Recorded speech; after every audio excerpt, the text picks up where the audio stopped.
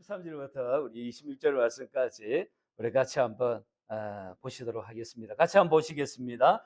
형제들아, 너희가 자유를 위하여 부르심을 입었으나 그러나 그 자유로 육체의 기회를 삼지 말고 오직 사랑으로 서로 종로로 살아. 온 율법은 내 이웃 사랑하기를 내 자신같이 하라 하신 한 말씀에서 이루어졌나니 만일 서로 물고 먹으면 피차 멸망할까 조심하라.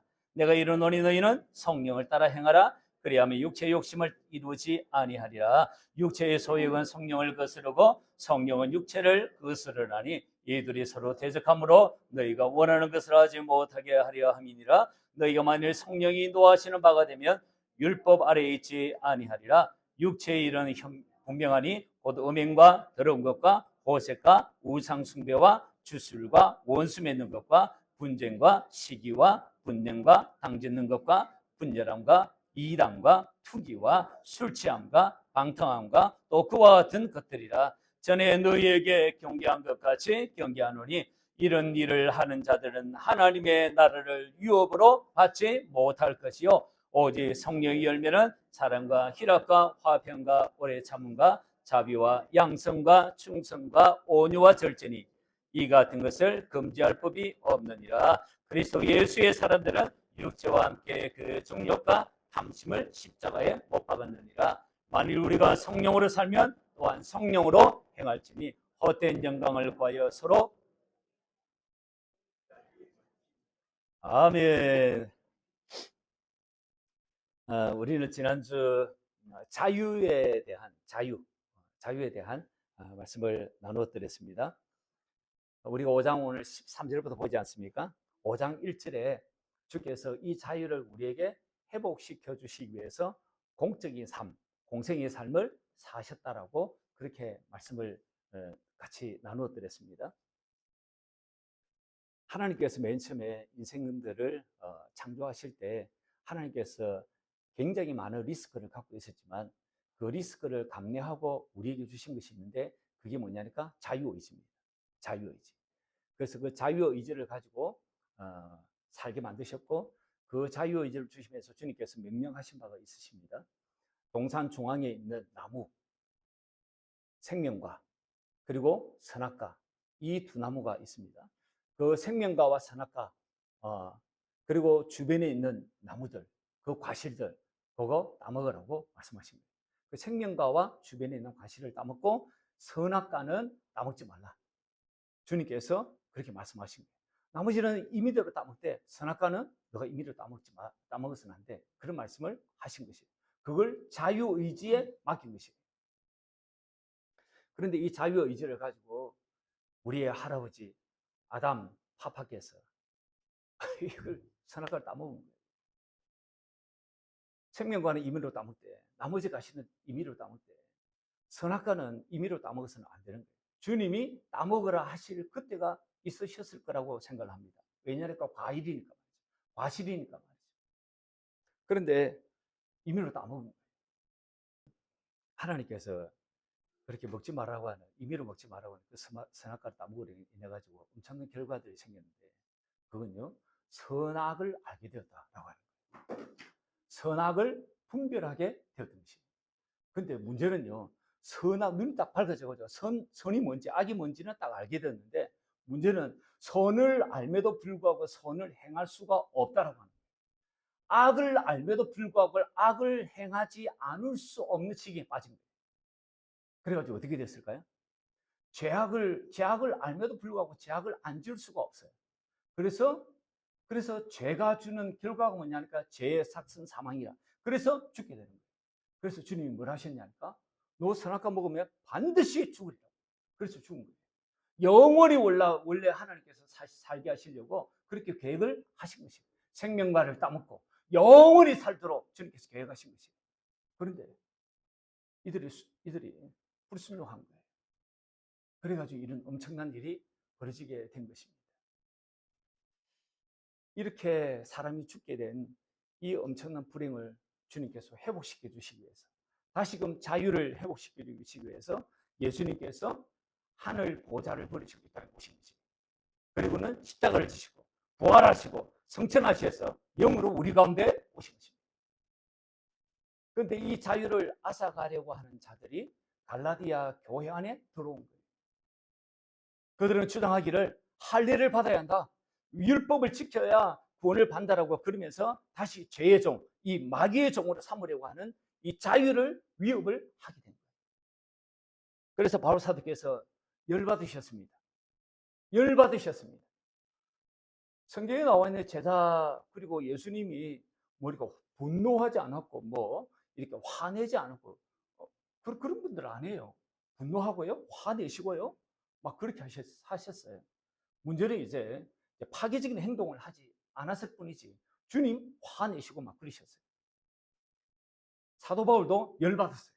완전히 열받았어요. 그래가지고 하시는 말씀이 뭐냐니까, 그렇다면 만약에 그렇다면 우리 예수님께서 그러면 쓸데없이 오신 것이냐?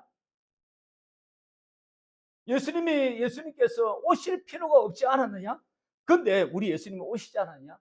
왜 예수 그리스도가 오셨냐? 할례 받는다고 구원을 받는다면, 율법을 지킨다고 구원을 받을 수 있다면 예수님 오시지 않았지 않았냐? 근데 예수님 왔지 않냐? 지금 그 말씀을 지금 하고 있는 거예요. 그러시면서 그러잖아요. 그렇게 주장하는 놈들, 율법을 행함으로 그리고 할례를 행함으로 구원을 받는다라고 하는 이런 놈들, 이런 놈들 그 시기 잘라버려. 그 시기 잘라버려. 거세를 해버려. 주님께서 아주, 사도 바울 선지자 아주 세게 말씀하십니다. 왜 그럴까요? 그만큼 그 주장이 사악하기 때문에 그래요. 사악하기 때문에. 우리 예수님이 오신 것은 우리들이 잘 아는 것처럼 율법을 지킬 수 없는 우리를 율법을 지킬 수 있도록 해 주셔가지고 축복된 삶을 살 수 있도록 해 주시기 위해서 주님이 오신 것이에요. 이런 은혜를 받은 사람을 성경이 뭐라고 하냐니까 복된 사람. 신약에서 나오는 용어예요. 복된 사람, 축복의 사람, 그렇게 말씀을 하는 것입니다. 마카리오스라고 하는 단어를 쓴 것이에요. 이 축복된 삶을 우리에게 주시기 위해서 예수님께서 하신 사역이 십자가 사역, 그리고 부활 사역, 그리고 성천하시고 영으로 우리 가운데 오신 것입니다. 그래서 이런 말씀이 있는 것이에요. 무슨 말씀이냐니까 저런 말씀이 있는 것이에요. 같이 한번 더 읽어보겠습니다. 시작. 그러나 이제는 너희가 죄로부터 해방되고,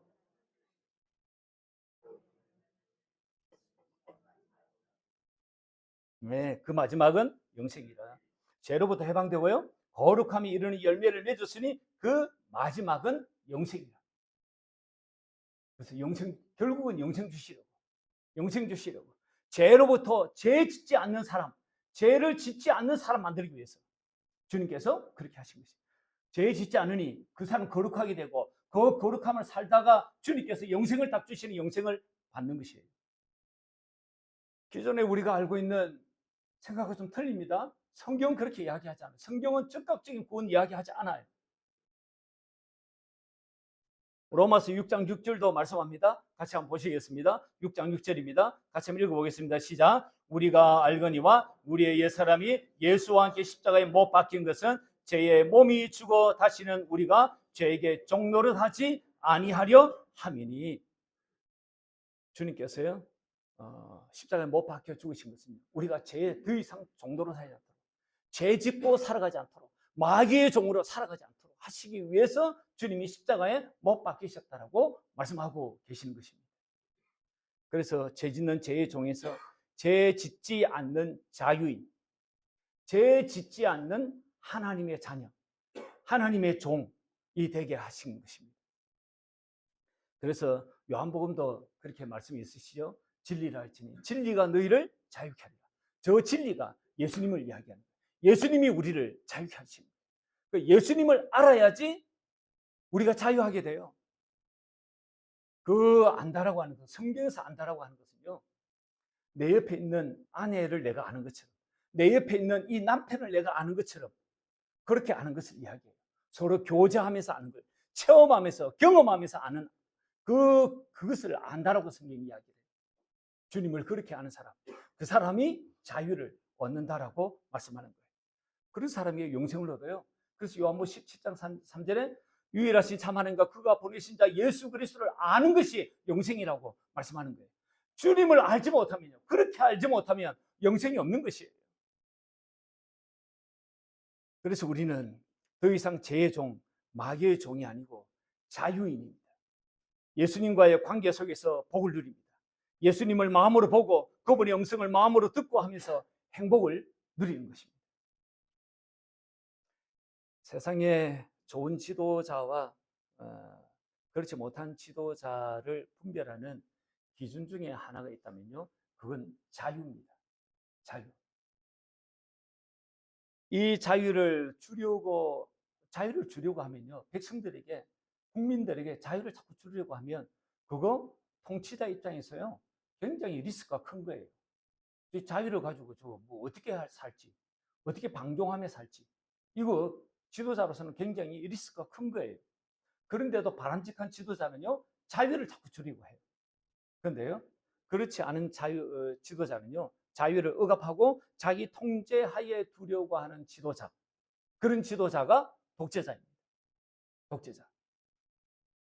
이 사람 바람직한 지도자가 아니에요. 그런 나라의 대표적인 나라가 가슴은 아프지만 우리 지역에 북한에 있는 북한이에요. 그리고 중국이고, 그리고 러시아하고, 그리고 베네수엘라하고, 이런 나라들이 독재자가 다스리는 나라. 반면에 이제 우리나라와 같이 자유민주주의, 자유시장 경제, 그리고 미국 같은 나라, 그런 나라는 개인에게 자유를 보장해 주려고 하는 것이에요. 지금 이런 우리나라의 이런 흐름들이 이제 체제가 자꾸 바뀌어 가려고 하는 거예요. 그래서 여러분, 눈 시퍼렇게 뜨고 분별하셔야 합니다. 루즈벨트 대통령이 인간의 기본적인 자유 4가지를 이야기를 했습니다. 그 자유가 뭐냐니까, 하나는 언론의 자유입니다. 그리고 또 하나의 자유는 종교의 자유입니다. 또 하나의 자유가 있는데 그것은 가난으로부터의 자유입니다. 그리고 마지막 또 하나가 있는데 그게 뭐냐니까 공포로부터의, 두려움으로부터의 자유입니다. 지도자는요 이런 자유를 국민들에게, 백성들에게 주려고 하는 것이에요. 근데 이 반대 방향으로 간다. SNS를 금전한다고 한다거나, 그리고 뭐 안면 인식을 통해서 우리에게 편리를 이야기하지만 사실은 옥죄려고 하는 것이에요. 그렇게 이야기한다거나, 통일교를 탄압하는 것 같지만 결국은 나중에 기독교를 탄압할 거예요. 그래서 눈을 시퍼렇게 뜨고 잘 보셔야 하는 것입니다. 지금은요 상당히 깨어 있어야 될 때입니다. 그리고 좋은 지도자는 두려움과 공포로부터 자꾸 자유하게 해주려고 해요. 그래서 사람들로부터 자꾸 이렇게 부드럽게 그렇게 사람들에게 기쁨을 자꾸 주려고 하는 지도자가 좋은 지도자입니다.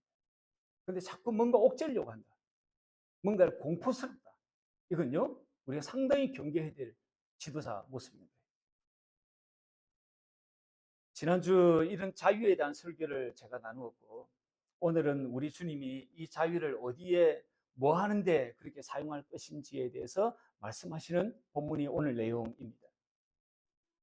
13절에 보니까 이렇게 시작을 합니다. 13절, 5장 13절에 보니까 이렇게 시작을 하죠. 이렇게 말씀을 합니다. 형제들아, 너희가 자유를 위하여 부르심을 입었으나 그러나 그 자유로 육체의 기회를 삼지 말고 오직 사랑으로 서로 정도를 타라고 말씀을 하십니다. 육체의 기회를 삼지 말라고 말씀합니다. 육체의 기회를 삼는다라고 하는 것은요, 육신이 요구하는 것을 따라 살아가는 삶을 육신의 기회로, 그렇게 성경이 이야기를 한 거예요.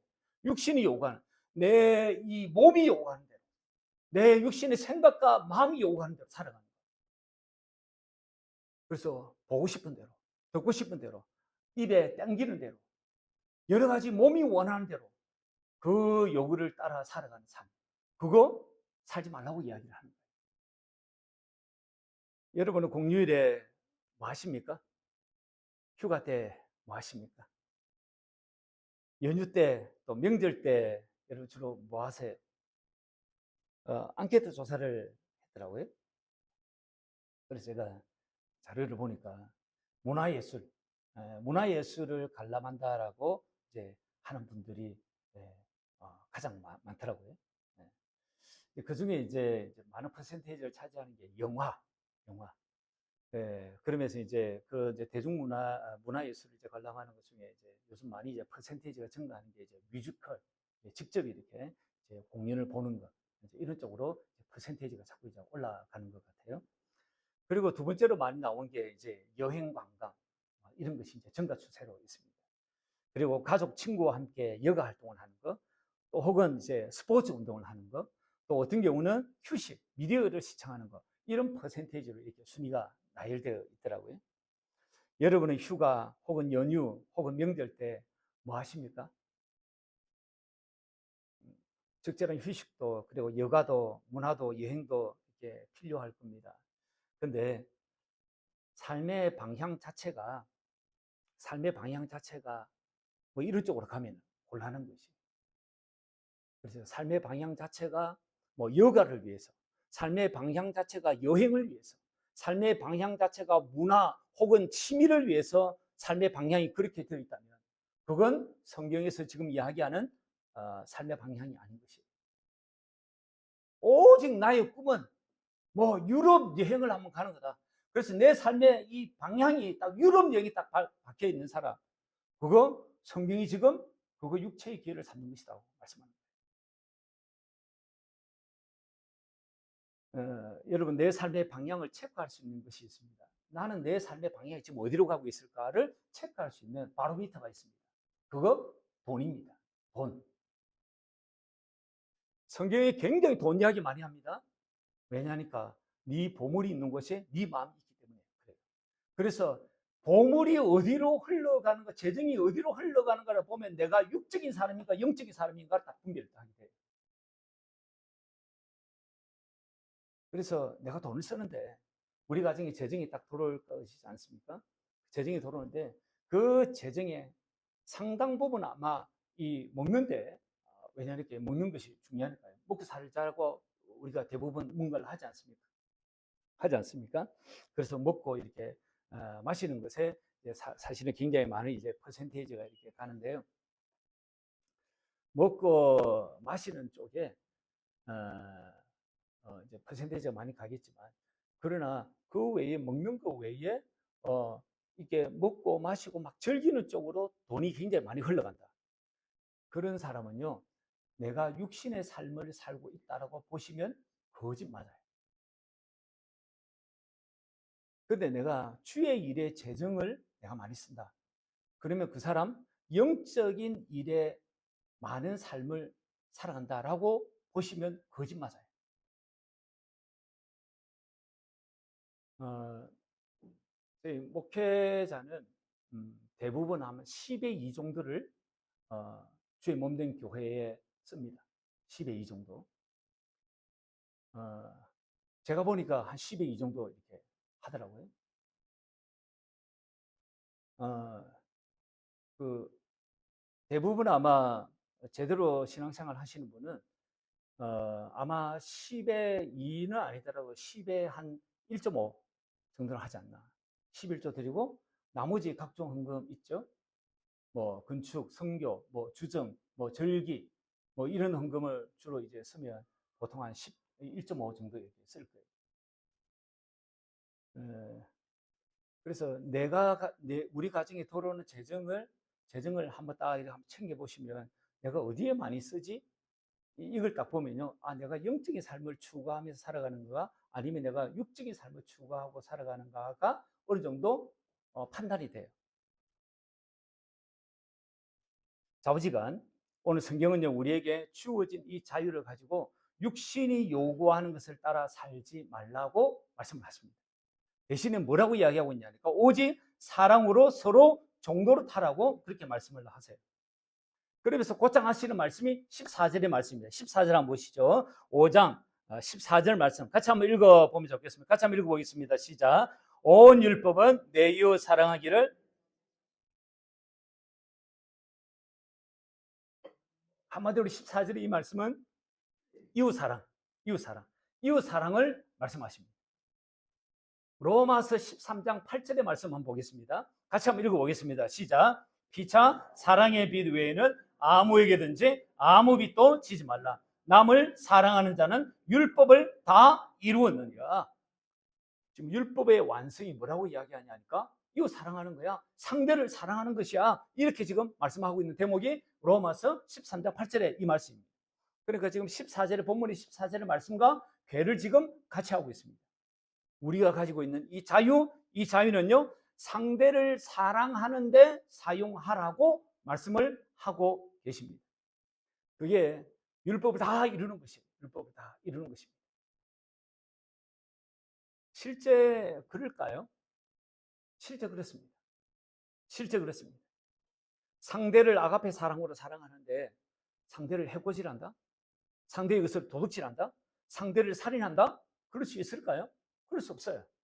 상대를 사랑하는데 그럴 수 없어요. 반면에 사랑하면요, 능히 도둑질하지 않습니다. 사랑하면요, 능히 살인하거나 이웃의 것을 빼앗지 않습니다. 오히려 상대의 것을요, 더 지켜주려고 하는 게 사랑함으로 일어나는 것들이에요. 그래서 신앙이 괜찮은 사람일수록 부부지간에 어떤 현상이 생기냐니까 아내를 사랑해요. 신앙이 괜찮은 사람일수록. 신앙이 괜찮은 사람일수록 남편을 사랑해요. 그런데 신앙이 완전히 뭐 개판 5분 전이다. 그러면요, 아내, 남편, 아이고 옆집 아저씨가 더 좋은데 뭐. 옆집 아줌마가 더 친절한 거예요. 그런 일이 생깁니다. 근데요, 신앙이 좋으면요, 내 옆에 있는 배우자 사랑하게 돼 있습니다.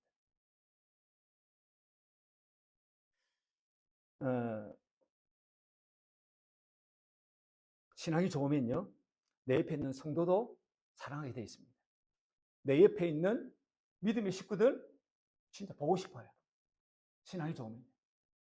그래서 막 만나고 싶은 거예요. 막 목사님이 너무 좋은 거예요. 막 우리 장로님이 너무 좋은 거예요. 진짜 그런 일이 생깁니다. 그래야 교회가 교회이지 않겠습니까? 진짜 그래요. 주 안에서 서로 사랑하며 사시기를 주님의 이름으로 축원합니다. 사랑하며 살아도 짧은 인생입니다. 안 그럴까요? 사랑하며 살기도 진짜 짧은 인생이에요. 그랬을까요? 이런 말씀을 주님께서 빠뜨리지 않고 딱 쐐기를 하나 박는 말씀이 있습니다. 그게 15절 말씀이에요. 15절 말씀 한번 보시죠. 15절 말씀 짧은 말씀인데 우리 같이 한번 읽어보겠습니다. 시작.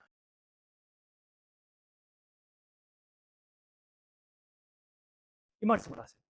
이 말씀은요, 서로 다투지 말라는 말씀 아닙니까? 서로 다투지 마라. 이전 투고 버리지 마라. 그런 말씀 아닙니까? 성경은요, 오늘 우리가 읽었던 15절 말씀으로 하고 있습니다. 만일 서로 물고 먹으면 피차 멸망할까 조심하라. 그리고 이런 말씀도 하세요. 원수 갚는 거 내게 있다. 내게 맡겨라. 그렇게 말씀하세요. 그게 로마서 12장 19절의 말씀입니다. 같이 한번 12장 19절부터 21절까지 우리 같이 한번 읽어보겠습니다. 시작. 내 사랑하는 자들아 너희가 친히 원수 갚지 말고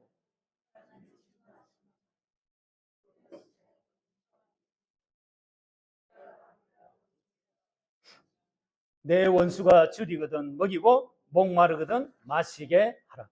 그리함으로 너가 숯불을 그 무리에 쌓아놓으리라. 악에게 지지 말고 선으로 악을 이기라. 주님이 하신 말씀이에요. 아멘이시죠? 근데 아멘 될까요 진짜? 이거요? 안 쉬워요. 근데 주님은 내가 맡기라고 말씀하는 거예요. 주님이 나를 가르칠 때 그때만이 진짜 용서가 돼요. 이 말씀이 내 안에 이루어져요. 그렇지 않고서는 내 인격으로, 내 힘으로 안 돼요.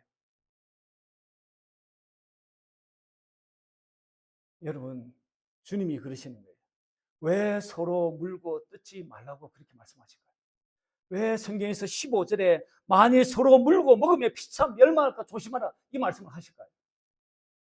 피차 멸망할 수 있으니까 말이죠. 여러분 앞에서 하시는 주님의 사랑의 마음을 보셔야 합니다. 너희가 망할 수 있으니 믿음 다 잃어버릴 수 있으니 그렇게 하라고 말씀하시는 것이에요. 우리를 걱정해 가지고 하시는 주님의 마음입니다. 이런 주님의 마음을 저와 여러분이 보셔야 합니다. 우리를 진짜 걱정해가지고 하시는 말씀이고, 그 인간 걱정해서 하는 말씀 아니에요. 우리. 그래서 주님이 이런 말씀하시는 것입니다. 성경 또 하나를 더 말씀하십니다. 우리에게 주어진 이 자유, 하나는 서로 정도로 살라고 그렇게 말씀하시고, 또 하나를 말씀하시기를 16절에 보니까 성령을 따라 행하라고 하시는 말씀이 16절에 나옵니다. 16절 우리 같이 한번 읽어보겠습니다. 시작. 내가 이르노니 너희는 성령을 따라 행하라. 그리하면 육체의 욕심을 이루지 아니하리라. 아멘. 성령을 따라 행하라고 말씀을 하세요. 17절, 18절도 한번 보시죠. 17절, 18절에 보니까 육체의 소유의 성령을 거스리고 성령은 육체를 거스르나니 이 둘이 서로 대적함으로 너희가 원하는 것을 하지 못하게 하려 함이니라. 너희가 만일 성령이 인도하시는 바가 되면 율법 아래에 있지 아니하리라. 17, 18절의 말씀도 고장하세요. 그러니까 지금 17절, 18절의 이 말씀은요, 육체의 소유가 있고 하나는 성령의 소유가 있는 거예요. 성령이 인도하심이 있는 거예요. 성령이 우리를 이끌고 가시고자 하는 방향이 있으신 거예요. 육체가 나를 막 끌고 가려고 하는 방향이 있는 거예요. 이것이 서로 대치가 되고 있습니다. 주님은 그러시는 거예요. 육체가 이끄는 대로 살지 마라. 성령이 이끄는 대로 살아. 이렇게 말씀을 하십니다. 여러분, 지금 우리가 사는 이 신약 시대에 역사하시는 성령님은요, 요한복음 14장에 설명되고 있는 성령님이세요. 예수님께서 죽음을 목전에 앞두고 마지막으로 이 제자들에게 하신 말씀이 요한복음 14장에 나와요. 그게 성령님이 뭐라고, 성령님에 대한 많은 설명들의 말씀들이 있으세요. 그게 보면 예수님이 그러시는 거예요. 14장, 요한복음 14장 2절에 보니까 뭐라고 이야기하고 있냐니까, 내가 너희를 위하여 거처를 예배하러 간다. 가서 너희를 위하여 거처를 예배하면 내가 다시 내가 올 거야라고 말씀하십니다. 주님이 자꾸 떠나신다고 이야기하는 거예요. 그리고 내가 다시 올 거야. 자꾸 떠나신다고 이야기해, 자꾸 올 거야 이야기하는 이 애매모호한 말씀을 계속 하시는 거예요. 그랬더니 자꾸 떠나신다는 주님의 이 말씀을 듣고 불안해하는 제자들이 있었어요. 왜냐니까 자기의 배, 거물 다 버리고 자기 직업 다 버리고 주님을 지금 쫓아가지고 살아가고 있는 거예요. 이분이 뭔가 있는 것 같아가지고 막 쫓아 살아왔는데 지금 주님이 떠나신다고, 아무것도 이룬 거 없이 떠나신다고 하는 것이에요. 그래서 막 불안해했던 이 제자 중에 한 사람, 빌립이라고 하는 제자가 주님한테 묻습니다. 그게 14장 8절에 있는 말씀인데요. 요한복음 14장 8절에 있는 말씀인데 이렇게 이야기하고 있습니다. 주여, 아버지를 우리에게 보여주옵소서. 좀 뚱뚱한 같은 말씀인데 이렇게 자고지가 이야기하세요. 그리하면 족하겠나이다. 그렇게 빌립이 질문을 한 거예요. 그랬더니 주님이 9절부터 뭐라고 이야기하십니까? 이렇게 이야기합니다. 빌립아, 내가 이렇게 오래 너희와 함께 있을 때 너가 나를 알지 못하느냐? 나를 본 자는 아버지를 보았거늘 어찌하여 아버지를 보이라고 하느냐? 빌립아, 나를 보지 않니? 나를 본 사람은 곧 아버지를 본 거야. 나를 본 사람은 아버지의 마음을 본 사람이야. 내 마음 좀 봐. 내 마음을 보는 것이 아버지의 마음을 보는 것이야. 내를 보는 것은 곧 내 마음을 보는 것이야. 내 마음 봐. 내 마음 보는 것이 아버지를 보는 것이야. 그 말씀을 지금 하고 있는 거예요. 그리고는요, 10절에 보니까 내가 아버지 안에 가고 아버지는 내 안에 계신 것을 너가 믿지 아니하느냐, 이런 말씀을 하세요. 알 듯 모를 듯한 말씀을 계속 하시고는 내가 떠나는 대신에 성령을 보내주시겠다라고 주님이 말씀을 하세요. 성령을. 그리고 성령을 보내주시겠다고 이야기하시면서 16절, 요한복음 14장 16절 이하에 이런 말씀을 하세요. 내가 아버지께 구하겠으니 그가 또 다른 보혜사를 너희에게 주사, 또 다른 보혜사를 주신다고 이야기해요. 그냥 다른 보혜사가 아니고 또 다른 보혜사를 내가 너희에게 주사, 영원토록 너희와 함께 있게 하리니 그는 진리의 영이라, 진리의 영이라고 말씀해요. 세상은 능히 그를 받지 못하나니 이는 그를 보지도 못하고 알지도 못함이라. 그러나 너희는 그를 아나니. 그를 안 돼요. 제자들 너희들은 그분을 안 돼요. 성령님을 안 돼요. 진리의 성령, 또 다른 보혜사 그분을 안 돼요. 그는 너희와 함께 가시며 또 너희 속에 계시겠습니다. 내가 너희를 고아같이 버려두지 아니하고 너희에게로 오리라고 하세요. 지금 주님이 자꾸 떠나신다고 이야기하시면서 성령을 보내줄 거야. 그러면서 성령에 대해서 말씀하시기를 또 다른 보혜사라고 말씀하시고 또 다른 말로는 진리의 영이라고 말씀하시는데 이 진리의 영 또 다른 보혜사 이분이 너희와 영원히 함께 하실 거야. 그리고 너 속에 계실 거야. 너희를 떠나지 아니하고 너희를 고와 같이 버려주지도 않을 거야. 주님이 이 말씀을 하세요. 그래서 성령님은 또 다른 보혜사구나. 진리의 영이라고 말씀도 하시는구나. 이분이 우리 속에 들어오시는 분이구나. 그리고는 떠나지 아니하고 그와 같이 나를 내버려 두지 않으시는 분이시구나 라고 하는 것을 알게 돼요. 그리고 주님이 계속적으로 성령님에 대해서 말씀하세요. 그게 14장 26절입니다. 26절의 말씀, 저 말씀인데 같이 한번 읽어보겠습니다. 시작. 보혜사 곧 아버지께서 내 이름으로 보내실 성령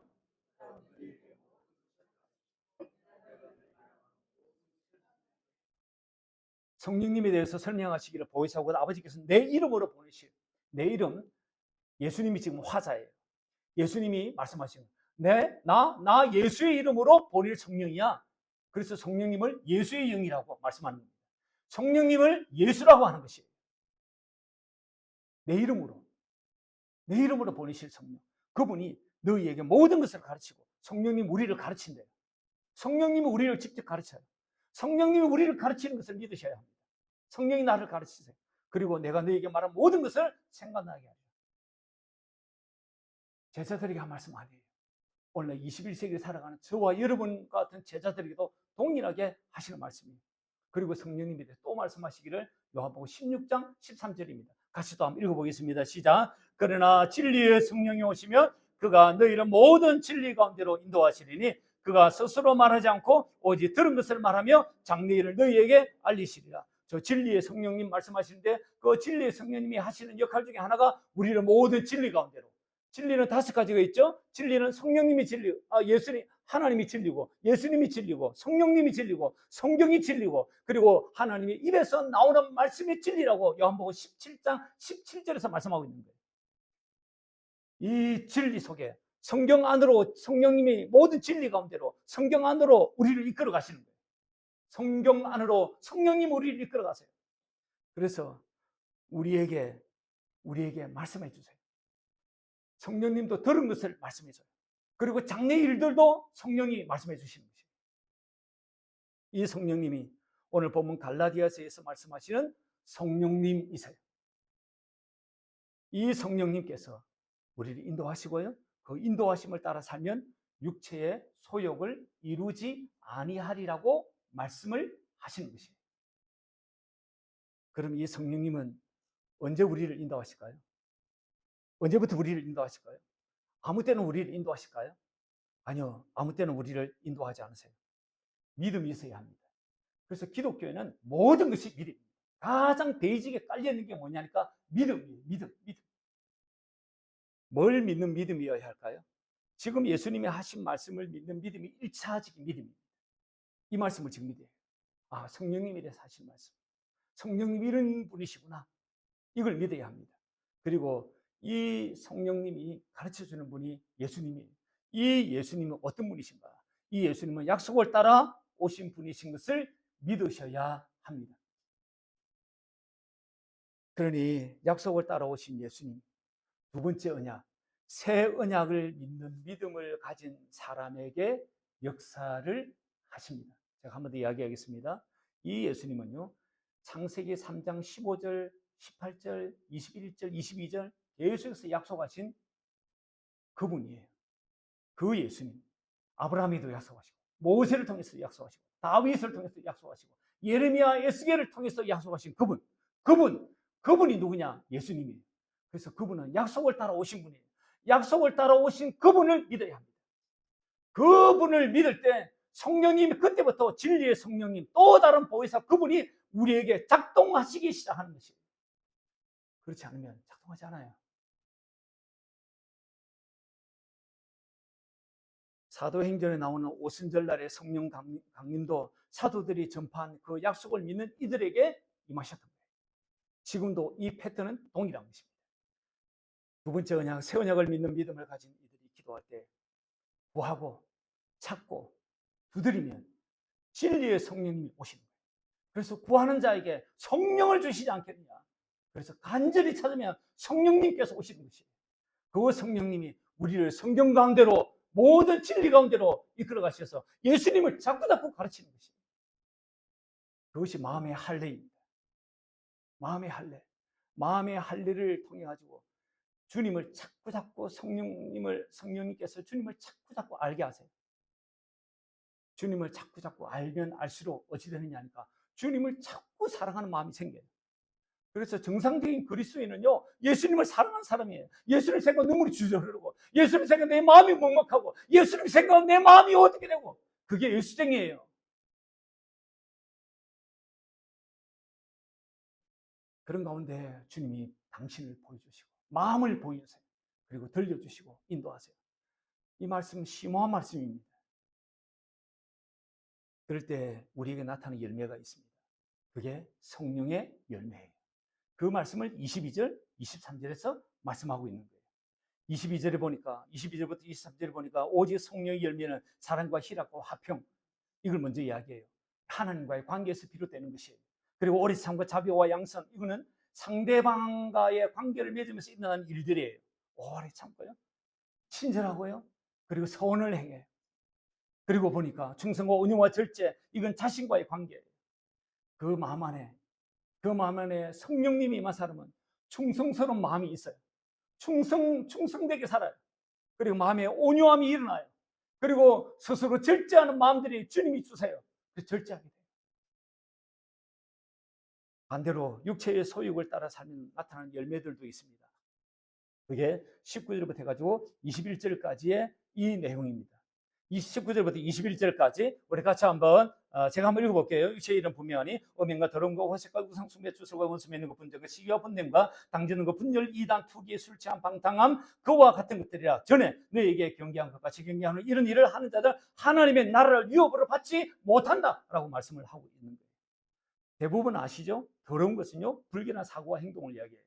호색요, 성적인 쾌락을 몰두하는 삶이에요. 그리고 방탕함, 자기 기분에 빠져 사는 사람이에요. 방탕함, 자기 기분에 빠져 사는 사람. 그리고 술수는요, 귀신과 교제하는 것을 즐기는 것을 이야기해요. 시기는요, 타인의 소유를 탐내는 것을 이야기해요. 분리하는 것, 공동체에서 이탈하여 따로 살아가는 삶을 이야기해요. 그런 삶 살지 마시라. 그렇게 지금 분별하라고 말씀하세요. 24절 한번 보십시오. 그리스도 예수의 사람들은 육체와 함께 그 정욕과 탐심을 십자가에 못 박았다고 말씀하세요. 육체의 요구를 따라 사는 삶은 십자가에 못 박고 성령의 인도하심을 따라 살아가는 축복의 삶이 우리 가운데 놓여져 있고, 그런 삶을 사시기를 축원합니다. 바울 사도께서 마음이 그러셨는지 또다시 마지막으로 당부의 말씀이 25절, 26절의 말씀인 거예요. 25절, 26절 말씀 같이 한번 읽어보겠습니다. 시작. 만일 우리가 성령으로 살면 또한 성령으로 행할지니 헛된 영광을 구하여 서로 노엽게 하거나 서로 투기하지 말지니라. 바라기는 우리에게 주신 이 자유를 가지고 육체의 헛된 영광을 구하기보다 성령의 인도하심을 따라 하나님의 나라를 유업으로 받는 복된 분들 되시기를 주님의 이름으로 축원합니다.